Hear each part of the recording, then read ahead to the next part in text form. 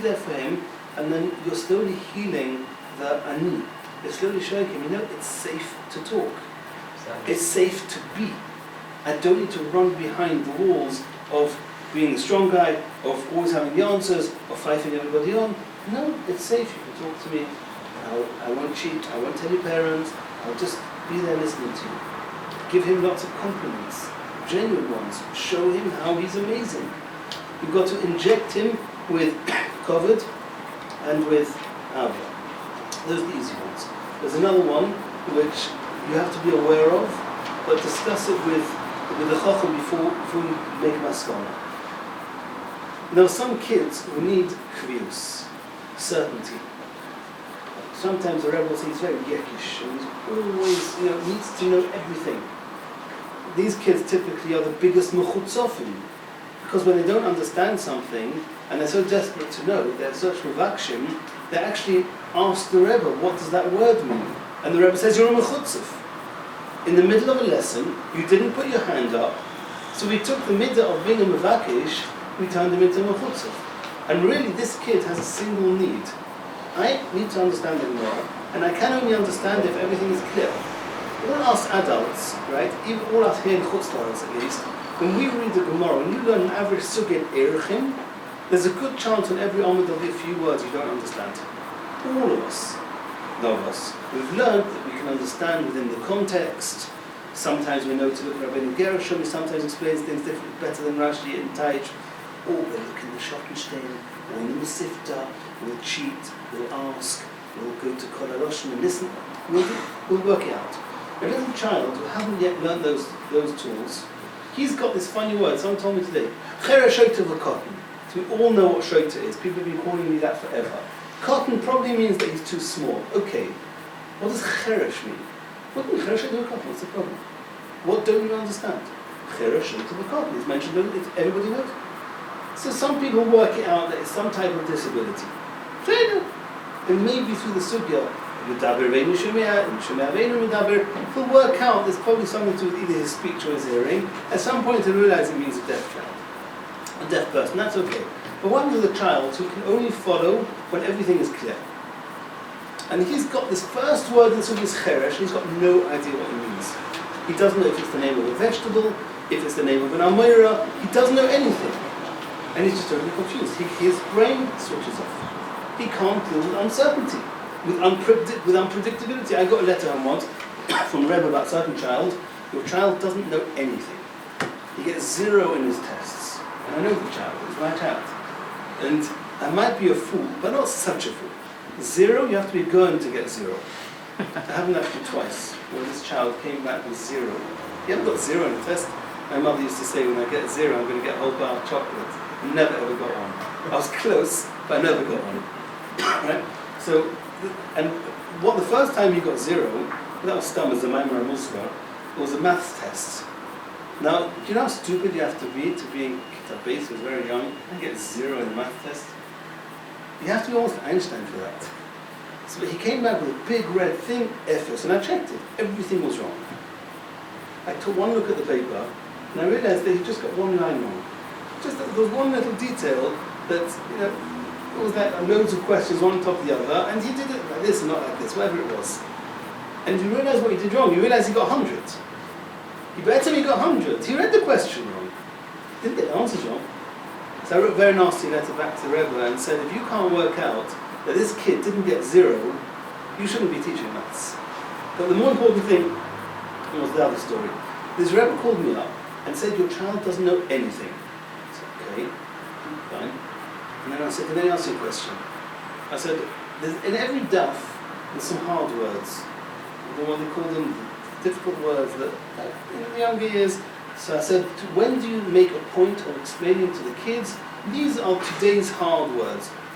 Last 10 minutes of every lesson, after you've done the Gemara, I write the words on the board, they write it in their book, and then they can sleep on it and get used to the new words. So I said to the Rebbe, how about writing the words on the board at the beginning of the lesson? It's like rocket science. Put the words at the beginning of the lesson and see if you still get 0. And you got 100 in this next test. This kid needed certainty. And if he's uncertain, if you send a kid like that out of the classroom, and you say to him, go outside, I'll call you when I'm ready. That's trauma for him. That's small, but that's trauma for him because he doesn't know. He doesn't know where should I stand, what's going to happen, who's going to see me, how long am I going to stand here for? And this poor kid, all he needs is certainty. Right? No problem. Give him 1,000,000 lines. That one's got 1,000,000 lines. It's great fun. Give him 1,000,000 lines because he knows exactly where they start, exactly where they finish. But don't send him out when he doesn't know. You've got to tune in what the needs of this child. There's love. You can see when a child is craving love. You can see when a child needs respect. You can see the kid in the middle is the one that needs the respect. The kid who's a bit sad when they didn't take him into the game, it's not the COVID thing, because the COVID guy's going to go right in and go for it. He probably needs love. I'm saying this very, very basic. We can speak for 10 hours on this. It's a whole course to teach us, but we're not doing that now. There's certainty. And then you've got the variety kids, the Aish. They're all over the place. We sometimes call it ADHD just because we're not more intelligent than that, but he needs variety. Don't put me in one place for a whole 10 minutes, it doesn't work. We once had a kid, we married the Gemaisa. We had the kid. Can it become variety? What? Because can it become variety?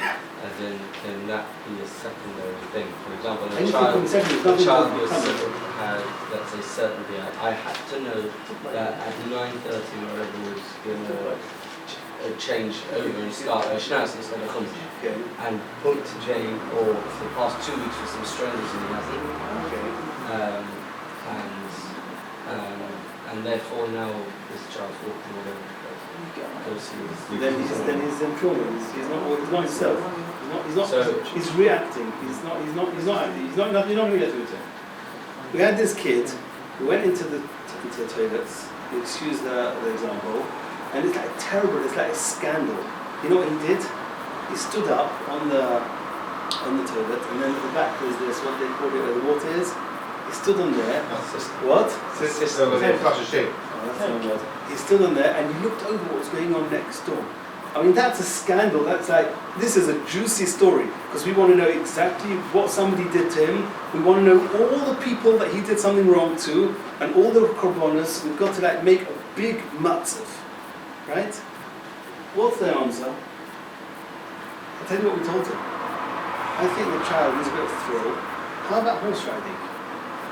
And that's what they did. And it never happened again. They never spoke to him about it because it wasn't a Mosa. He needed some fun, and that lesson was so boring. So he went out with the lesson, and he was desperately looking for some fun. I can't say he had a wise choice, but he was looking for some fun. Give him some horse riding once a week, and you've sorted it. So it's an extreme example, because I want you to. I don't want to go into the darkest, so I want you to feel what I'm saying. When you see this child, you make sure that you know if he needs variety. Don't ask him to learn like Mishnayos with you, like at the table. Get up and walk to the park and discuss Mishnayos. What? Go play. If you want to teach him, go for a walk with him and teach him. Or teach him with. Okay, that's a different most already about how the different ways of teaching. There's the visual. Okay, let's not go down. Just find a way. There's a classroom. Also, a picture of it. It's Merivik. There's a classroom where there's no chairs. It's just exercise bikes. 30 exercise bikes with like a stender, and it's amazing. They all got 100 in their test. Is that the way forward? Is that the way forward? The whole lesson It's quite extreme. It's very extreme. But it works. That was what I was comfortable. You have to do everything that works just to get the kids to do well. If you want it to work, regular kids or is it need? It's not regular kids. I don't know, but it doesn't make enough community. Because in every class you've got X percent of. What you said, I'm not a teacher, but I listen to them as a teacher and you explore examples. You have 20 kids in a class, 5 a variety. How on earth? It's a very good question. Teach a class. You have to. There's a Gemara in Eruvin Dafin Gimel. Just written the class that's There's the Gemara in Eruvin Dafin Gimel that says that Reichman had 12 Talmudim. It says the first 18 days, Gemara loy gomer, didn't teach them any Gemara. What did I do? I learned the individuality of every single Talmud. It's all he did. Leiv kol echad ve'echad v'chochmas kol echad ve'echad. So steht. He learned the Talmud, get to know him. You just watch. I can get a picture and you can see a lot of it. But it's going to take you time till you can do that. Just watch. realize, is this a child? You can see straight away this child is coming like this, exactly, everything is iron showing. You see these lines here? Don't worry, these lines just because they were packed in the case. But you get these kids who have their lines and everything is, the chances are that human certainty is what we call sometimes a yeka, square. You try and put him into a square peg into a round hole, it's not going to work. You can see on a child whether he needs a certainty. Don't abuse him, don't terrorize him. If he needs certainty, give it to him. If he needs respect, right? When I was in school and I got slapped, I'd walk out of the classroom and that was more or less the end of it. But if this kid is a kid that is lacking, either he needs respect or he's already lacking respect because of everything else he's experienced, and you slap him in the classroom, you've finished him off. That's not called discipline. If you punish him by abusing his weakness, you haven't taught him anything, you've broken him. Before you give a punishment, it's about the Surmira and Naseto. If you want to teach him, then you have to know what works for him. Make sure if there's certainty kid, make sure that he's certain. Make sure he knows exactly when the break time starts, when it finishes, who's going to be here when at the end of the lesson. No, he's coming into the lesson, yeah, teacher's going to be here soon. And then 10 minutes later, the teacher walks in with a cup of coffee. So is there anything wrong with that? Maybe not. But this child has gone through anxiety for 10 minutes because the whole class is a balagan and everyone's all over the place. That's what normal kids do when the rebel's not there. They're just all over the place. And all he needs is stability and predictability, and he's not getting it. And you get some kids who need the variety. Don't give him lines. If you give him lines, you're traumatizing him. Don't give the variety kids. It's even worse than tying his hands behind the chair. You're tying it to a pen, stuck to a paper, and you're forcing him to do this for who knows how many hours. And I got that, I told you I got those million lines. What would you do if you got a million lines? I must not be in the classroom in the middle of break time. I got that. That was one of the worst I've ever said it. And I got, this teacher screamed at me in front of the whole school, a million lines. What would you have done? Wait, how big? I was 12 at the time. Giggle. And then, 2 minutes. I must not giggle. I thought, I want to punish him. So I said, no problem. I took out a pen and started doing it. That's the words. He wants me to be mitchanen, to, don't do them, then we get into a fight. Doing them, you're not doing it. I told you to. But no problem, I'll start. So he knows it's going to take me like 50 years to finish.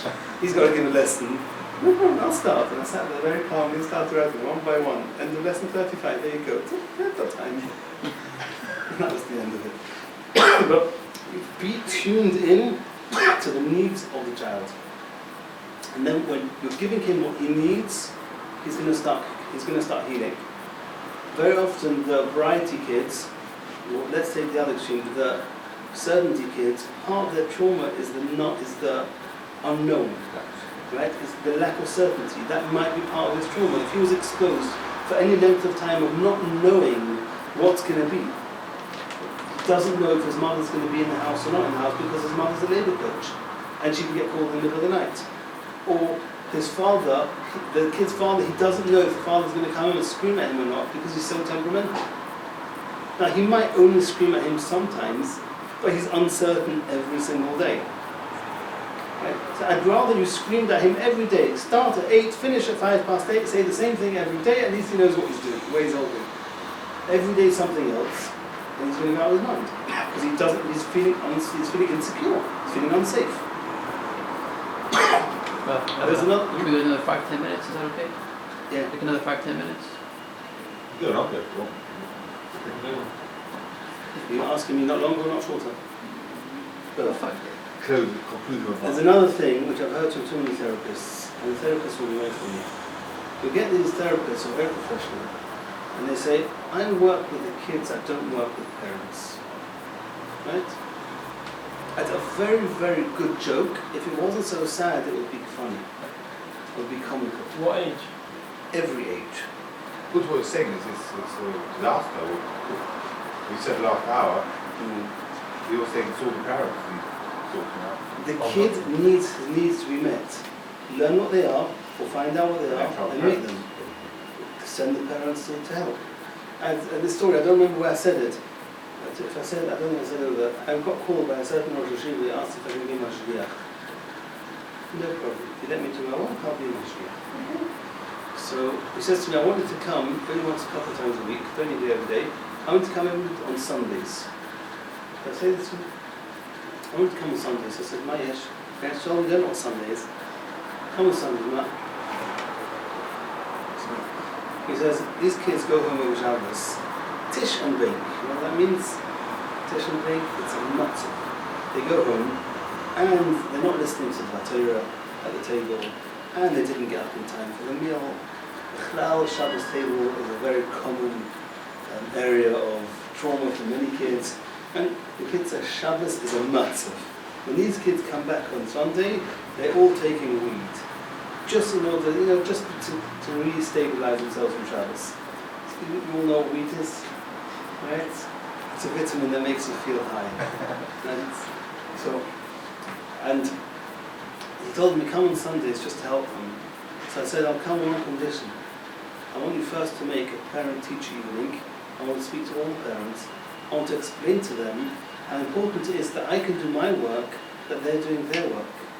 Because of every Shabbos, they're getting traumatized, and every Sunday I have to de-traumatize them, or stabilize them. We ain't going nowhere.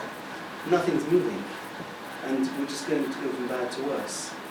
And Rosh Hashiva told me, I deal with the boys, I don't deal with the parents. So I told him, you have to manage on your own. Because we're not building a hospital under the bridge. You all know the story of the hospital under the bridge, right? You all know? Kill. Well, there was this very dangerous road, and people were dying there. The problem is now away from the hospital. And people were dying, they were having crashes there, and they were dying on the way to hospital. It was too far. So they decided they're going to put £1 million aside to build a hospital just there. So if anyone has a crash, they'll be able to go straight to hospital, they won't die. And the stock came along and says, you have £1 million, I didn't fix the road.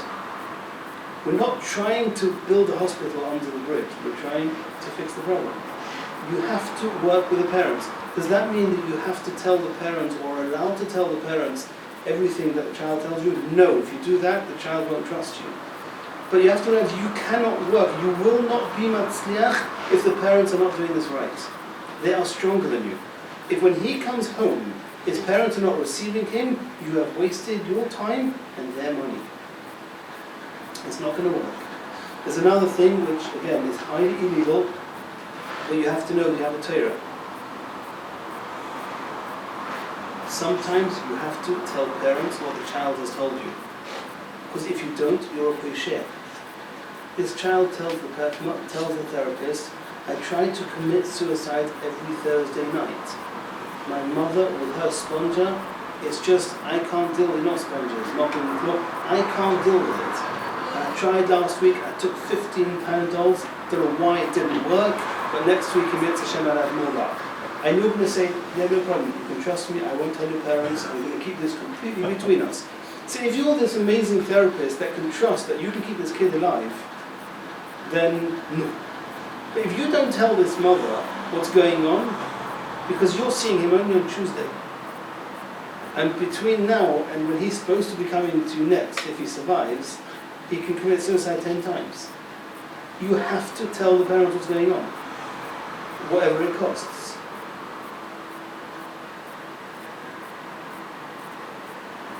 The kids, this is more for the professionals than for the mentors, but we have, or some of us have hours.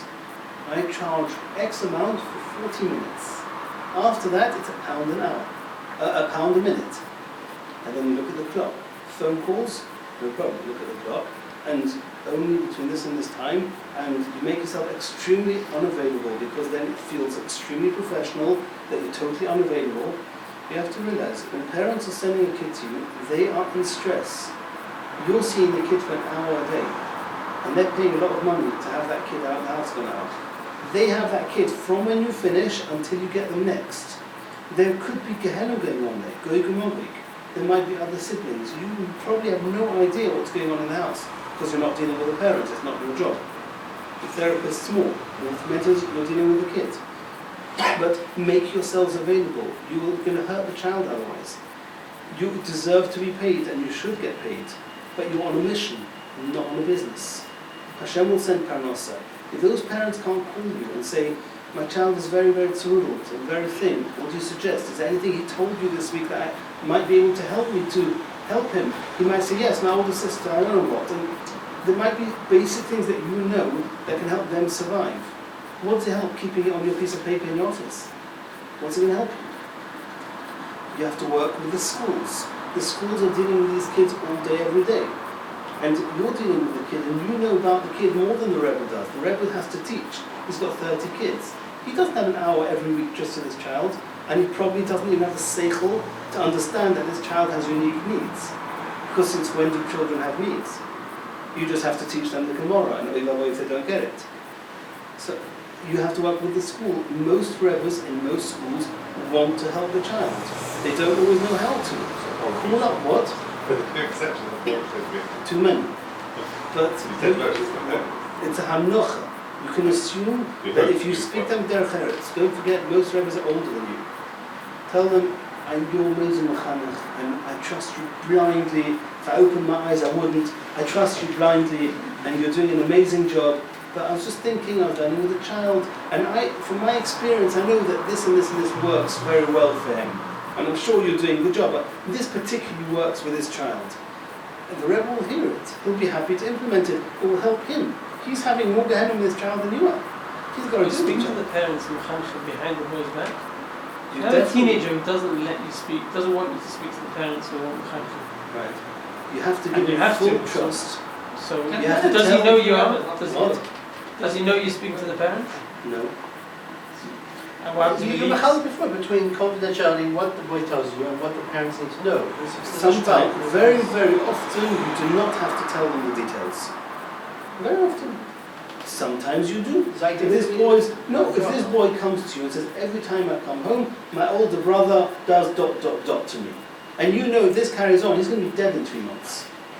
So you're going to tell the parents, make sure they don't fight with each other. Or you're going to tell the parents, this and this and this is what's going on under your noses, and if you don't take care of it, somebody else will. That was, what's it called, the laws of discretion, confidentiality, and that. And then, you're right, legally, completely confidential. But everyone's going to hold it against you. Eventually, you're right. You have information to save somebody's life. So one therapist told me, I don't promise the child. It's quite clever. I found that if I don't promise the child, I'm not going to tell his parents, he's not going to speak to me. Because he knows that his parents know I exist, they're paying me. They're supposed to be paying me. I'm scared of something going wrong. Parents I'm very scared. And I threaten the parents and say, if anything goes wrong, do you know who's lost? You and your kid. Because I'll get another client, and I'll just put you on my blacklist and Shalom Aleichem. If you mess it up, you'll be left with a broken child who won't trust you ever. He won't ever trust anyone you send him to, and you'll be most of trauma on trauma, and you just... Any normal parent